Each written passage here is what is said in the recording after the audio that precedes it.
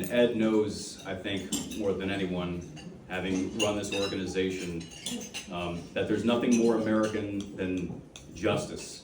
There's nothing more American than an impartial justice system that treats all equally under the law. There's nothing more American than the values ingrained in our Constitution that have been, frankly, under constant attack for the past several years until President Trump took back the throne, so to speak. My story is very similar to many others. It's not that unique. In some regards it is, but in many it's not. For those that aren't familiar, January 6th was an absolute setup.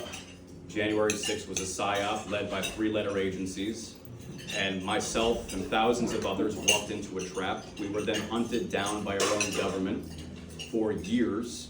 Many of us, including those here with me today, were kept in solitary confinement for years. We were denied access to our lawyers. We were denied access to the evidence of our cases. We were denied access to our families. We were denied medical treatment. We were denied religious services. And ultimately, we were deprived of due process.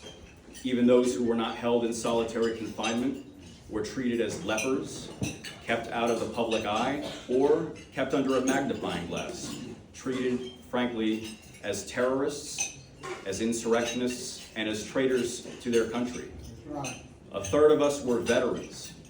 Most of us had served our country loyally, or were the most productive members of society you could imagine. We were laborers, we were contractors, we were soldiers, we were firemen. We were everything that made America, America. And so I always say, we'll never make America great again if we don't hold on to the values that made us great in the first place. January 6th defendants are not terrorists. They are American citizens. When you go to the beach, when you go to the gym, when you walk down the street, you're walking past us. We're your friends, we're your neighbors, we're your family and coworkers. And what we've witnessed in the past few years has been a sliding scale that slid far too far in the wrong direction. But I'm happy to say that with this new administration and with the current U.S. Attorney, we're starting to see a shift back in the proper direction. We're starting to see the civil liberties be restored. Though not everyone has been pardoned, we have seen a vast restoration of the truth, which is that January 6th defendants were not criminals, they were in fact the victims. And I am hoping, looking forward, to see those who were not fully pardoned. And I am hoping even greater than that, I am hoping that with the right people in office, the weaponization of law enforcement will fully come to an end, and we will expose those nefarious actors who set us up in the first place. And I'm hoping that they will be held accountable to the fullest extent of the law.